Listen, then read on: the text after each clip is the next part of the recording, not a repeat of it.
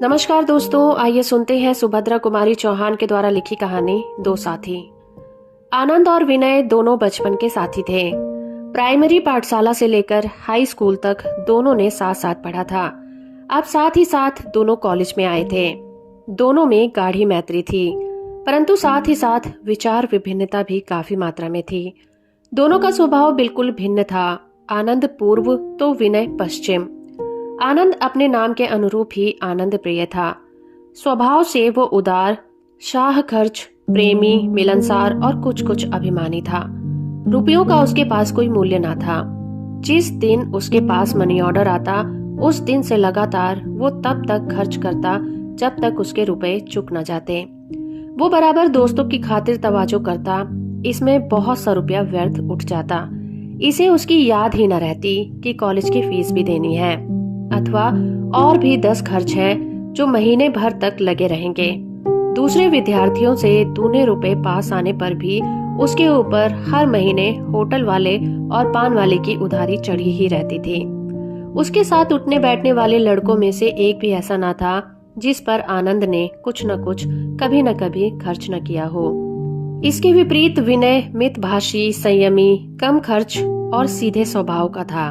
वो बोलता कम लेकिन अनुभव अधिक करता था। फूंक फूंक पैर रखने की उसकी आदत थी। उसके पास इने गिने पैसे होते थे जिनसे उसे पूरा खर्चा चलाना पड़ता था। किसी का एक पैसा भी उस पर उधार ना था। 1000 तकलीफ में होने पर भी वो एक पैसा उधार न लेता था। उसके मित्रों की संख्या भी सीमित थी। बीए पास होने पर दोनों को भविष्य की चिंता थी। अंत में 2 वर्ष तक और साथ रहेंगे, इस आस के सहारे एक दिन दोनों ने लॉ कॉलेज में नाम लिखाया। लॉ कॉलेज के प्रोफेसर डे की लड़की मैट्रिक की परीक्षा की तैयारी कर रही थी। गणित में वो कुछ कमजोर थी। एक ट्यूशन की आवश्यकता थी। विनय गणित का एक मेधावी विद्यार्थी रह चुका था, अतएव उसे यह ट्यूशन मिल गई। कुछ समय बाद उसे 2 और विद्यार्थी गणित पढ़ाने को और मिल गए। उसे 40 रुपए माहवार मिलने लगे। प्रोफेसर डे की पत्नी क्रिश्चियन थी। पति पत्नी दोनों ने अपना धर्म परिवर्तन ना किया था। प्रोफेसर डे बंगाली हिंदू ही रहे। वे मूर्ति पूजा करके रोज नियम से कृष्ण की उपासना करते और उनकी पत्नी इतवार को गिरजे जाती थी। उनकी लड़की मीरा का सुझाव हिंदू धर्म की ओर था। माँ उसे मैरी और पिता मीरा कहते थे। मीरा पिता की तरह मूर्ति की उपासना करती और उसके 2 छोटे भाई माँ के साथ गिरजे जाते थे। मीरा का झुकाव हिंदू धर्म की ओर देखकर उसकी माँ प्राय कुपित रहती थी। उसे गवार, बेवकूफ इत्यादि संबोधित करके पुकारा करती थी। माँ बेटी में बहुत अंतर था। माँ साया पहनती तो बेटी साड़ी। माँ के बाल अंग्रेजी ढंग के कटे हुए थे। मीरा के बाल लंबे लंबे लहराया करते थे। माँ उसे बिल्कुल न चाहती थी। मीरा जब कभी बाहर निकलती थी तो पिता के साथ, माँ के साथ वो कहीं भी न जाती थी। पूर्ण रूप से वो हिंदू थी। मीरा अपने मास्टर से गणित के अलावा उनके धर्म, संस्कृति और आचार विचार की बहुत सी बातें पूछती और उन्हीं के अनुसार अपने दैनिक जीवन को बनाकर आदर्श हिंदू रमणी कहलाने का मधुर स्वप्न देखा करती थी। ईसाई माँ की बेटी होकर भी हिंदू धर्म के प्रति मीरा का आसक्ति और श्रद्धा देखकर विनय किस दिन से उसे चाहने लगा। किस दिन चुपके ही चुपके उस भोली भाली नन्ही सी पवित्र आत्मा ने विनय के हृदय में अपने लिए स्थान बना लिया। विनय ने यह कभी न जाना और न जानने की कोशिश ही करी। गुरु और शिष्य के भाव से ही वो एक दूसरे को देखते थे, किंतु इस जिज्ञासु बालिका के प्रति विनय के हृदय में जो आदर और स्नेह के भाव अंकुरित हो गए थे, उन्हें वो छुपा न सकता था। प्राय आनंद से एकांत में बात करते समय इस परिवार की चर्चा हो उठती और उस बातचीत के अंदर से चतुर आनंद ये तथ्य निकाल लेता कि अपने शिष्य के प्रति विनय ऊंचे और प्रेम के भाव रखता है। धीरे धीरे आनंद के हृदय में इस लड़की को एक बार देखने की प्रबल उत्कंठा जाग उठी। पहले तो उसने इस उत्कंठा को दबाने का प्रयत्न किया। फिर उसने सोचा कि वो एक बार देखने या मिलने में तो कोई पाप नहीं है। उसने अपनी इच्छा विनय पर प्रकट की तो दोनों मित्रों की राय थी कि देखने लायक वस्तु को देखने में कोई हर्ज नहीं, हर्ज ना देखने में ही है। शाम को जब विनय पढ़ाने जा रहा था तब आनंद उसके साथ था। प्रोफेसर डे कहीं गए हुए थे। बाहरी बरामदे में मिसेस डे से इन लोगों की मुलाकात हुई। विनय परिचय करा रहा था। उसी समय मीरा भी वहां पहुंची। कुछ गर्व के साथ उसने कहा, आप श्री मीरा देवी हैं, जिन्हें मैं गणित पढ़ाता हूँ। मीरा चुप खड़ी रही। किसी तीसरे व्यक्ति के सामने बात करने में उसे संकोच हो रहा था। मिसेस डे ने पुत्री की ओर देखते हुए भत्सरना के स्वर में कहा, मैरी, मिस्टर आनंद से शेक हैंड करो। साधारण शिष्टाचार का भी तुम्हें ज्ञान नहीं है। एक क्षण माता की ओर देखकर मीरा ने अपने दोनों हाथ जोड़कर आनंद से कहा, नमस्ते। नमस्ते, उत्तर मिला। क्षण भर मीरा ने आनंद को देखा और अपनी अध्ययनशाला की ओर चल पड़ी। विनय के चले जाने के बाद आनंद और मिसेस डे में वार्तालाप होने लगा। 1 घंटे के बाद मीरा को पढ़ाकर विनय बरामदे में आया तो उसने देखा आनंद और मिसेस डे इस प्रकार घुल मिलकर बातें कर रहे थे मानो बरसों से एक दूसरे से परिचित हैं। वैसे आनंद का स्वभाव भी कुछ ऐसा ही था। वो लोगों से बड़ी जल्दी हिल मिल जाता था। विशेषकर स्त्रियां तो उसके प्रभाव में बहुत जल्दी आ जाती थी। वो स्त्रियों के प्रति इतना आदर, इतनी श्रद्धा और इतनी सम्मान प्रदर्शित करता कि पहली मुलाकात में ही हर एक मिलने जुलने वाली स्त्री उसे आदर्श पुरुष की श्रेणी में स्थान दे देती थी। इन पिछले 6 महीने में विनय और मिसेस डे में सिवाय नमस्ते के और किसी शब्द का विनिमय न हुआ था।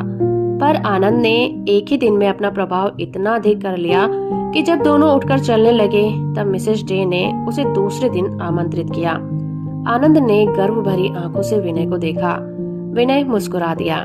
कुछ दूर तक आने के बाद आनंद विनय से बोला, मूर्खराज, 6 महीने तक आकर भी तुम मास्टर के मास्टर ही रहे और बंदे ने एक ही दिन में मित्रता का नाता जोड़ लिया। बधाई देता हूँ तुम्हें, पर मैं तो मास्टर की सीमा से आगे बढ़ना ही नहीं चाहता। विनय ने हंसकर कहा, सीमा के आगे बढ़ने के लिए जौहर चाहिए। जौहर क्या समझे? उस जौहर की ना मुझे आवश्यकता है और ना कभी आ ही सकेगा। दृढ़ निश्चय से हंसते हुए विनय ने उत्तर दिया। मीरा मैट्रिक पास हो गई। अब पिता की इच्छा अनुसार विनय से संस्कृत पढ़ने लगी। आनंद भी डे परिवार का एक व्यक्ति सा हो गया है। विनय का अधिक समय इस परिवार के साथ बीतता है। परिवार के छोटे से लेकर बड़े तक का यह प्रेम मात्र हो गया है। बिना पढ़ाए भी प्रोफेसर डे के यहाँ विनय का अधिकांश समय बीतता है। मिस्टर डे का विनय पर बहुत स्नेह है। वे उसे अपने पास बुलाकर उससे बातें करते हैं। कभी कभी उनके हृदय का गहरा विषाद और असंतोष एक दीर्घ निर्विश्वास के साथ बाहर निकल पड़ने को मचल उठता है। मीरा की प्रशंसा बहुत करते हैं और साथ ही उसके भविष्य की चिंता में एक गहरी सांस भी छूट जाती है। बात ही बात में एक दिन उन्होंने मीरा के विवाह के बारे में कहा, तुम जानते हो विनय, मीरा की माँ क्रिश्चियन है, किंतु मेरी लड़की मीरा नहीं। मैं मीरा का विवाह करना चाहता हूँ। लड़का पढ़ा लिखा, ऊंचे विचार वाला, स्वास्थ्य और सुंदर हो। धन की मुझे परवाह नहीं। मेरे पास यथेष्ट संपत्ति है, जिसमें से आधी मैं अपनी लड़की को दूंगा। प्रोफेसर डे की आंतरिक इच्छा विनय से भी मीरा का विवाह करने की थी। इस प्रकार परोक्ष रूप से प्रस्ताव करके उन्होंने विनय के हृदय की थाह लेनी चाहिए। विनय असमंजस में पड़ गया। उसने सरलता पूर्वक विश्वास दिलाते हुए कहा, आप चिंता न कीजिए, मीरा के लिए मैं 2-3 दिन में ही आपकी इच्छा अनुसार सुयोग्य वर ढूंढकर बतलाऊंगा। विनय विचारों में डूबता उतराता चला जा रहा था। उसने निश्चय किया वह स्वयं मीरा से विवाह कर लेगा। वो मीरा को अच्छी तरह जानता था और उसे यह भी भान होता था कि वह और मीरा दोनों एक दूसरे से अधिकाधिक निकट होते जा रहे हैं। उसने सोचा, मुझे मीरा के समान अच्छी लड़की शायद ही मिले। रही बूढ़ी माँ की बात तो मैं उन्हें समझा दूंगा। निश्चय पक्का हो गया। रात को आनंद देर से लौटा। विनय सो गया था। उस दिन सवेरे से ही कुछ ऐसी बातचीत हो गई कि दोनों अलग अलग हुए और शाम को मिले, वो भी मिसेस डे के मकान पर। जब विनय मीरा को पढ़ाने लगा तब उसकी मानसिक अवस्था ठीक ना थी। वो आज मीरा को और ही भाव से देख रहा था। प्राय वो सोच में डूबा सा रहता और मीरा के कोई प्रश्न पूछने पर चौंक जाता था। पुस्तक उठाते समय अचानक मीरा का हाथ उसके हाथ से छू गया। विनय सिहर उठा। मीरा ने जाना आज मास्टर साहब का पढ़ाने में मन नहीं लग रहा है। वो बोली, मास्टर साहब आज आप किस गहरी चिंता में हैं? रहने दीजिए, कल पढ़ाइएगा। पुस्तकें समेट उसने एक तरफ रख दी। ठीक कहती हो मीरा, सचमुच आज मेरा जी पढ़ाने में नहीं लग रहा है, कल पढ़ाऊंगा। प्रोफेसर साहब है क्या? विनय ने पकड़े जाते देखकर कहा। मीरा ने भीतर से आकर पान रखते हुए कहा, पिताजी कहीं गए हैं, अभी आते ही होंगे। विनय एक बार साहस करके मीरा से विवाह के बारे में सम्मति लेना चाहता था, किंतु साहस न कर सका। उसने अनायास ही मीरा से प्रश्न किया, अच्छा मीरा, तुमने भविष्य में अपने लिए क्या निश्चय किया है? अभी मैं क्या निश्चय करूंगी, पिताजी तो हैं, परंतु फिर भी इतना निश्चय है कि मेरी जीवन यात्रा एक हिंदू नारी के उच्चतम आदर्श को लेकर ही प्रारंभ होगी। विनय ने संतोष की एक सांस ली। प्रोफेसर साहब आए नहीं, देर काफी हो गई थी, अतः वो चल पड़ा। फाटक पर ही आनंद से उसकी मुलाकात हुई। विनय ने उसे अंदर जाने से रोककर ये कहते हुए कि उसे किसी गूढ़ विषय पर आनंद से परामर्श करना है, घसीटकर अपने साथ ले लिया। दोनों अपने कमरे में जा बैठे। विनय ने कल से लेकर आज तक की सब घटनाएं आनंद को सुना दी और साथ ही मीरा से विवाह करने का अपना निश्चय भी। सारी बात हो जाने पर भी आनंद के मुख से एक भी उत्साहवर्धक शब्द न सुनकर विनय को कम आश्चर्य नहीं हुआ। उसने आनंद की ओर देखा, उसका चेहरा स्याह पड़ा जा रहा था। विनय घबराकर बोला, क्या बात है आनंद, साफ साफ कहो, तुम्हें ये बात पसंद नहीं है तो मैं विवाह न करूंगा, उन्हें दूसरा वर खोज दूंगा। आनंद उत्तर न दे सका, खाट पर चुपचाप लेट गया। विनय स्टोव जलाकर चाय तैयार करने लगा। चाय पीने के बाद कुछ स्वयं होकर आनंद बोला, तुम्हें इस सफलता के लिए बधाई देता हूँ विनय, पर एक बात है, तुमने तो कर्तव्यवश मीरा से विवाह करने का निश्चय किया है, किंतु मुझे मालूम होता है कि मैं मीरा के बिना जी नहीं सकूंगा। मैं जो उस परिवार के साथ इतना समय व्यतीत करता हूँ वो मिसेस डे और उनके बच्चों के लिए नहीं। मीरा का आकर्षण मुझे वहाँ रोज खींच ले जाता है, किंतु तुमने मुझे यह तो कभी न कहा। कैसे कहता, अपनी दुर्बलता प्रकट करने में तो कभी कभी संकोच होता है। फिर तुम क्या चाहते थे, आखिर मीरा को कैसे प्राप्त करते? विनय ने प्रश्न किया। पहले तो उसके माता पिता के सम्मुख विवाह का प्रस्ताव रखता। यदि वे नहीं मानते तो मीरा को जबरन अपने साथ भाग चलने के लिए तैयार करता। क्या तुम आशा करते हो कि मीरा तुम्हारे साथ भाग जाने को तैयार होगी? कभी उसे प्रेम दर्शाया है? विनय ने जरा तेज होते हुए पूछा। प्रेम दर्शाने के लिए कभी अवसर ही न मिला, पर अब इन बातों को जाने दो। मीरा के साथ तुम सुखी रहो विनय, यह मेरी कामना है, पर तुम्हें दुखी बनाकर मैं सुखी न रह सकूंगा। तुम्हारा सुख मेरा सुख है, तुम्हारा दुख मेरा दुख है, विनय ने अधीर होते हुए कहा। अब उपाय ही क्या है? आनंद कह उठा। घबराओ नहीं आनंद, उपाय है। मीरा के पिता से अभी मैंने कुछ नहीं कहा, उन्हें तुम्हारा नाम सुझा दूंगा। कहते हुए विनय ने गहरी सांस ली और पलंग पर लेट गया। सवेरे से विनय ने जिस सोने के संसार की रचना की थी वह एक हल्के से हवा के झोंके से गिरकर मिट्टी में मिल गया था। दोनों बड़ी देर तक चुपचाप खड़े रहे। अचानक आनंद उठ बैठा और बोला, नहीं विनय, यह नहीं होगा। यदि तुम मीरा को सचमुच प्यार करते हो तो मैं तुम्हारे सुख के रास्ते में कांटा न बनूंगा। विनय गंभीरता से बोला, मीरा को मैं प्यार करता हूँ या नहीं, सवाल ये नहीं है। सच बात यह है कि मैं तुम्हें दुखी नहीं देख सकता। मुझ में कष्ट सहने की क्षमता है, तुम में नहीं। अंत में यही निश्चय हुआ कि विनय आनंद का नाम प्रोफेसर डे को सुझा देगा। इसके बाद आनंद हल्की तबीयत से सो गया। रात भर तड़पता रहा। सुबह चाय के समय दोनों फिर साथ बैठे। विनय के चेहरे पर मुस्कुराहट थी। उसने आनंद से कहा, आनंद, तुम्हारे लिए मैं मीरा को त्याग करके भी मैं मीरा को सहज ही ना भुला सकूंगा। इसलिए उचित यह है कि तुम्हारे विवाह से पहले मैं यहाँ से कहीं चला जाऊं। जाने से पहले मैं मीरा को कुछ उपहार स्वरूप दे जाऊंगा।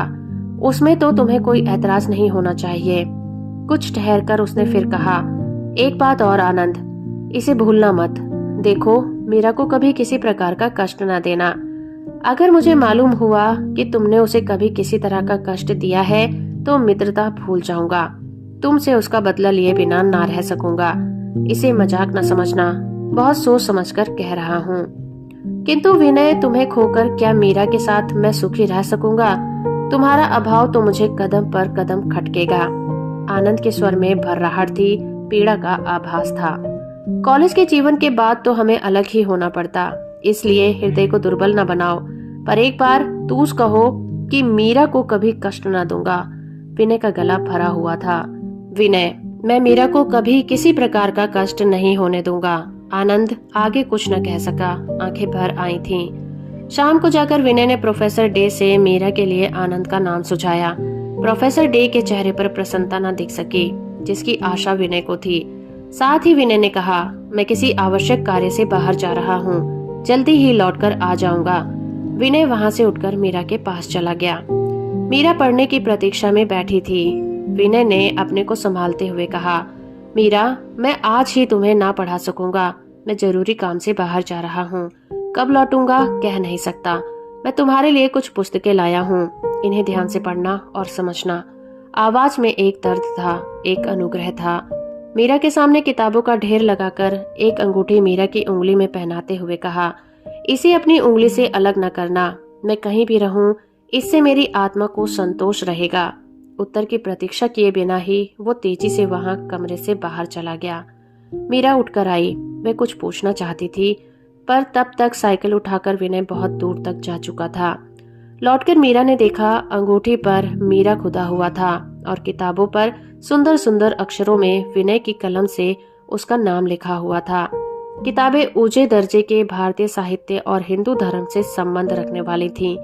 विनय का आज व्यवहार भोली मीरा समझ न सकी। यदि एक बार भी वो विनय की ओर आंख उठाकर देखती तो उसके हृदय का प्रचंड विषाद मीरा की समझ में आ जाता, पर मीरा में इतनी समझ कहाँ थी। मीरा इसी चिंता में उदास बैठी थी कि आनंद आ गया। मीरा का जी कुछ हल्का हुआ।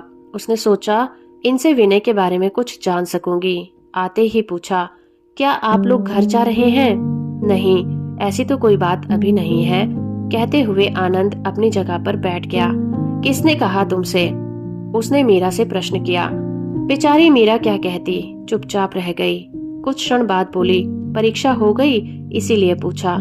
हम लोग कब जाएंगे यह तो विनय तय करेगा, आनंद ने कहा, और जाने से पहले तुमसे कह जाएंगे।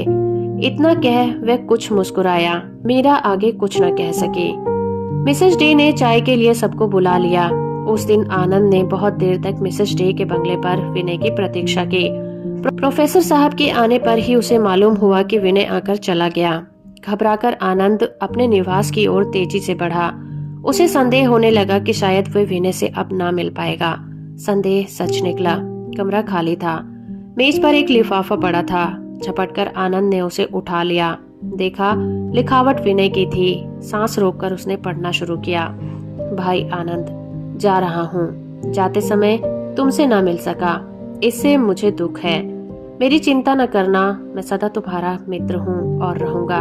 मीरा की रक्षा भी भली भांति करना, उसे किसी प्रकार का कष्ट न देना। तुम्हारा अपना विनय। पत्र समाप्त होते ही आनंद को ऐसा लगा कि वो खड़ा न रह सकेगा। वो खाट पर गिर पड़ा और बालकों की भांति फूट फूट कर रोने लगा। न जाने कितनी देर तक रोता रहा।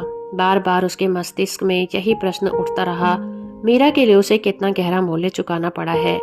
उसका बचपन का साथी, छात्र जीवन की अंतिम घड़ियों का साथी, उसका बाल बंधु विनय आज उसे अकेला छोड़कर कहीं चला गया है।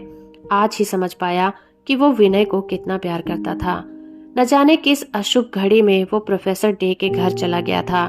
वो मीरा रूपी दीवार आकर दोनों मित्रों के बीच में खड़ी हो गई। वो इस प्रकार एक अनिश्चित अनजाने समय के लिए अलग हो गए।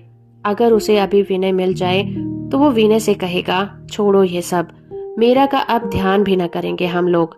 अब तक जैसे रहते थे वैसे ही रहेंगे। मीरा क्या, संसार की कोई भी शक्ति हम दोनों को अलग नहीं कर सकेगी। किंतु ये विचार केवल विचार ही रह गए। जिस समय दुखित होकर आनंद इस प्रकार रो रहा था, उस समय विनय का विषाद से ओतप्रोत शरीर रेल पर बैठा हवा के साथ उड़ा जा रहा था। कहाँ जाएगा, क्या करेगा, विनय कुछ न जानता था। वह तो केवल आनंद से दूर, मीरा से दूर किसी अनिश्चित स्थान पर जा रहा था। जब तक वो अपने हृदय की सारी दुर्बलताओं को धोकर बहा न देगा, तब तक विनय ना तो मीरा से मिलेगा और ना ही आनंद से। आनंद उसका मित्र है, मीरा आनंद की पत्नी। विनय दोनों की मंगल कामना करता है। मीरा और आनंद के विवाह को आज 5 साल हो गए हैं। मीरा अब 2 संतान की माँ है। पहला लड़का 3.5 साल का और दूसरा 1.5 साल का है। पिछले साल से इस छोटे से परिवार पर बड़ा भीषण आर्थिक संकट उपस्थित हो गया है। विवाह के समय आनंद को दहेज के तौर पर 10,000 रुपए प्रोफेसर डे से मिले थे, साथ ही रहने के लिए एक बंगला भी। किंतु पास में रुपया होने और कोई रोक टोक न होने के कारण फिजूल खर्ची होने लगी। आनंद की आदतें और भी बिगड़ गई। परिणाम ये हुआ कि 5 साल में 5 रुपए भी शेष न रह सके। ईसाई मत की बेटी से विवाह करने के कारण परिवार वालों ने आनंद का बहिष्कार कर दिया था। इधर 2 साल हुए, प्रोफेसर डे ने भी इस संसार को छोड़ दिया है। मिसेस डे ने एक एंग्लो इंडियन से पुनर्विवाह कर लिया है, इसलिए आनंद को आर्थिक सहायता कहीं से भी न मिल सकती थी। मीरा के जेवर, कीमती उपहारों को बेच बेचकर किसी प्रकार घर का काम चल रहा था। पहले प्रोफेसर डे के और मीरा के बहुत आग्रह करने पर भी आनंद वकालत करने को तैयार न हुआ था। अब मुश्किल थी फीस की। 150 रुपए कहाँ से लाए। नौकरी के लिए भी बहुत कोशिश की, पर वो कहीं ऐसी नौकरी न मिली जिसे वो अपनी मर्यादा के योग्य समझता। इस बीच उसमें दुर्व्यसन भी बढ़ चला था। उसे शराब से भी प्रेम बढ़ता जा रहा था। आर्थिक कठिनाइयों के साथ साथ शराब पीने की सहूलियत बढ़ती गई। पहले वो रात को ही पीता था, अब तो 24 घंटे में से 1 घंटा भी ऐसा ना था जो शराब पीने के लिए उपयुक्त ना हो। हालत यहाँ तक बिगड़ी कि घर में स्त्री बच्चों को भोजन की व्यवस्था के पहले उसे बोतल की चाह लगी रहती थी। कभी कभी दिन और कभी वो रात में न जाने कहाँ बिता देता और घर आने पर मीरा से रुपयों की फरमाइश करता। बात फरमाइश पर ही समाप्त हो जाती। मार पीट, गाली गलौज तक नौबत आ पहुंचती थी। लज्जा के मारे मीरा कुछ बोलती ना थी।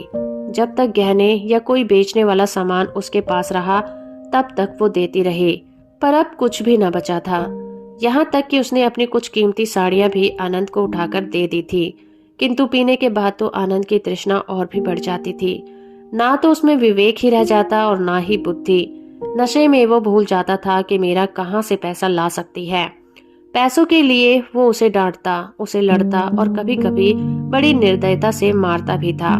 यह बात न थी कि नशा उतरने पर उसे अपने इन नीच कृत्यों पर ग्लानि न होती हो। नशे में जो आनंद ज्वालामुखी बन जाता था, वही नशा उतरने पर मीरा से क्षमा मांगता, शराब ना पीने का वादा करता और अपने वादे पर 2-4 दिन कायम भी रहता। परंतु हाथ में कुछ भी पैसा आया, आनंद फिर शराब का साथी और बाद में पशु से बीता हो जाता था। इधर कई दिनों से मीरा की अंगूठी पर जो विनय ने उपहार स्वरूप दी थी, झगड़ा चल रहा था। आनंद अंगूठी बेचना चाहता था और मीरा उसे बेचने नहीं देना चाहती थी। मीरा के जीवन की कटुता को बढ़ाने में मिसेस डे का पुनर्विवाह एक नए अध्याय के रूप में खुल गया था। उसे बात बात पर आनंद ताने देता कि आखिर वो भी अपनी माँ की बेटी है। उन्होंने प्रोफेसर डे को मारकर दूसरी शादी कर ली। तुम भी मुझे मारकर वही करोगी, इसीलिए अंगूठी पर तुम्हारा इतना मोह है, उसे देती नहीं। मीरा ने जबान पर ताला डाल रखा था, हृदय पत्थर का बना रखा था। सब कुछ सुनती, सब कुछ सहती, पर जवाब न देती। इसी अंगूठी के पीछे एक दिन आनंद झगड़कर चला गया। 2 दिन तक घर में छोटे छोटे बच्चों को भूख से रोते बिलखते देखकर किस माँ का हृदय चूर चूर ना होने लगेगा। मकान के नीचे कुछ किराएदार रहते थे। महीना पूरा होने को था। मीरा ने सोचा कि कुछ रुपया किराए के मांग लूं, पर जब खबर भेजी गई तो पता चला किराया आनंद पहले ही ले चुके हैं। विनय एक कॉलेज का प्रोफेसर हो गया था। इधर कई दिनों से उसकी अंतरात्मा अपने मित्र आनंद और मीरा से मिलने को अकुला रही थी। वो अपनी दुर्बलताओं पर विजय पा चुका था, इसलिए वो अपने बिछड़े हुओं से मिलने के लिए चल पड़ा। मोटर से ही यात्रा करने का निश्चय किया। विवाह से पहले जो बंगला प्रोफेसर डे मीरा को देने वाले थे, वो वहां पहुंच गया। लोगों से उसे उसका पता ज्ञात हुआ। उसने सोचा कि बिना सूचना दिए चुपके चुपके जाकर उन्हें आश्चर्य में डाल दूंगा। चोरों की तरह जीने से चढ़कर जब विनय ऊपर पहुंचा तो देखा कि छज्जे पर दोनों बच्चे बैठे हैं। दहली पर जीने की तरफ पीठ किए मीरा बैठी है। सामने थोड़े से भुने हुए चने पड़े हैं, उन्हें छील छील कर बच्चों को खिला रही है। विनय स्तब्ध सा खड़ा रहा। यह वही मीरा है और यह मेरे आनंद का निवास स्थान है। फिर उसने सोचा, मैंने गलती तो नहीं की। इतने में ही मीरा ने जो पीछे देखा तो खड़ी हो गई। स्वाभाविक हंसी के साथ बोली, मास्टर साहब आप हैं, आइए। बहुत दिनों के बाद हम लोगों की याद आई। कुर्सी पर बैठते बैठते विनय ने पूछा, आनंद कहाँ है? मीरा क्या जवाब दे, उसका चेहरा उतर सा गया। अपनी फटी धोती संभालती हुई बोली, बाहर गए हैं, अभी आते होंगे। ठहरकर उसने कहा, देखिए मैंने आपकी अंगूठी कभी उंगली से नहीं निकाली, फिर भी आप हम लोगों को भूल गए। विनय ने पूछा, ये बच्चे तुम्हारे हैं? उसने सरसरी तौर से मकान के चारों ओर नजर डाली। मकान का पुराना वैभव जहां तहां अब मरणोन्मुख अवस्था में दृष्टिगोचर हो रहा था। भीषण दरिद्रता इन सब का उपहास करती हुई अट्टहास कर रही थी। इसी समय छोटे बच्चे के सामने का छिला हुआ चना खत्म हो गया और वो भूख के मारे चिल्लाने लगा। मीरा चने छील छील कर खिलाने लगी। बच्चे ने चने फेंक दिए और दूध मांगा। मीरा आश्वासन दे सकी, दूध नहीं। बच्चा मचल पड़ा। लड़के ने उसे समझाते हुए कहा, माँ को तंग न किया कर, दूध नहीं है। विनय परिस्थिति समझ चुका था और जब उसने ये करुण दृश्य देखा तो अभी आध घंटे में आता हूँ कहकर वो तेजी से सीढ़ी उतरकर बाजार की ओर बढ़ गया। विनय के जाने के कुछ समय पश्चात ही आनंद आया, शराब में झूमता हुआ, उन्मत्त। उसने मीरा से खाना मांगा। बेचारी मीरा क्या देती, घर में कुछ भी नहीं था। विवेक तो दूर ही रहा, पर बुद्धि भी नशे में चूर हो जाती है। आनंद ने आओ देखा न ताओ पास ही रखी कैंची उठाकर मीरा को मारी। कैंची मीरा के सर में जोर से लगी। खून की धार बह निकली। आनंद खाट पर गिरकर बड़बड़ाने लगा, दरिद्री घर ही है ना, चने को खाने को देती है। मैं घोड़ा हूँ जो चने खाऊंगा। उन्मत्त आनंद क्या जाने कि वो चने भी मीरा ने अपने 2 लालों की भूख शांत करने के लिए उधार लिए हैं। विनय ने आकर दूसरा ही दृश्य देखा। खून से सनी मीरा बड़े बच्चे का हाथ पकड़े और छोटे को गोद में लिए एक तरफ खड़ी है। आनंद आंखें बंद किए खाट पर पड़ा बड़बड़ा रहा है। मिठाई और फलों की टोकरी विनय ने फर्श पर रखी। आवाज सुनकर आनंद ने आंखें खोली। विनय को देखते ही वो फट पड़ा। ओह, तुम हो विनय? तुम्ही ने इसका दिमाग बिगाड़ रखा है। चोरी से मिलने आते हो, शर्म लगती है मेरे सामने आने में। विनय ने देखा आनंद होश में नहीं है, आंखें आग उगल रही हैं। वो सामने से हट गया। आनंद ने बाज की तरह झपटकर विनय का गला पकड़ लिया और गुस्से से बोला, उसकी तो खोपड़ी फोड़ ही दी है, अब तुम्हें भी मजा चखाई देता हूँ। विनय ने किसी तरह अपने को उसे पंजे से छुड़ाया और दरवाजे के पास खड़ा हो गया। घायल शेर की भांति आनंद बोला, बात पीछे होगी, पहले ये लो खाने भर को, कहकर उसकी ओर झपटा। विनय सामने से हट गया। आनंद आवेग और नशे में अपने को संभाल न सका। छज्जे से नीचे वो सड़क पर जा गिरा। उसका सर फट गया। बेहोश आनंद को उठाकर विनय और कुछ पड़ोसी ऊपर लेकर आए। 6 घंटे के उपचार के बाद आनंद को होश आया। नशा काफूर हो चला था। विनय को देखकर उसके चेहरे पर एक मुस्कुराहट सी आ गई। विनय, क्षमा करो, गरीब मीरा को मैंने बहुत सताया। आनंद ने मीरा की ओर देखा। उसकी आंखें क्षमा की प्रार्थना कर रही थी। विनय कुछ न कह सका, आंखें भर आई थीं। आनंद ने अपने पुराने प्रेम में खुलकर कहा, छी विनय, रो मत, मेरा तो अंत ऐसा ही होने वाला था। शराब ने मुझे कहीं का न रखा। सब कुछ समझता हुआ भी मैं शराब पीना ना छोड़ सका। विनय, थोड़ी ब्रांडी पिलाओ, मेरी शक्ति क्षीण होती जाती है। मुझे तुमसे बहुत कुछ बातें कहनी है। मीरा ने आनंद को थोड़ी सी ब्रांडी पिलाई। आनंद ने मीरा का हाथ पकड़ लिया। मीरा जमीन में गड़ सी गई। उसने कहना शुरू किया, विनय भाई, एक बात तुमने मुझसे कहा था कि मीरा को कोई कष्ट ना होने पाए, परंतु मैं तुम्हारे अनुरोध की रक्षा न कर सका। आज मैं तुम्हें अपने दोनों बच्चे और मीरा को सौंपता हूँ। इन्होंने जीवन में कष्ट का अनुभव किया है। इन्हें किसी प्रकार का कष्ट अब तुम न होने देना। विश्वास दिलाओ, मैं शांति से मर सकूंगा। उसकी शक्ति क्षीण हो रही थी। हाथ पैर ठंडे पड़ते जा रहे थे। वो स्थिर दृष्टि से विनय की ओर देख रहा था। विनय अपने को ना संभाल सका। आनंद की छाती से लिपटकर रो पड़ा। आनंद, तुम मुझे छोड़कर क्यों जा रहे हो? मैं तुम्हारे बिना जी न सकूंगा, उसने सिसकते हुए कहा। आनंद की आंखें छलछला रही थी। जीना पड़ेगा तुम्हें विनय, मेरे बच्चों के लिए, मेरी मीरा के लिए। आनंद आगे कुछ न कह सका। पथराई हुई आंखों से गंगा बह गई।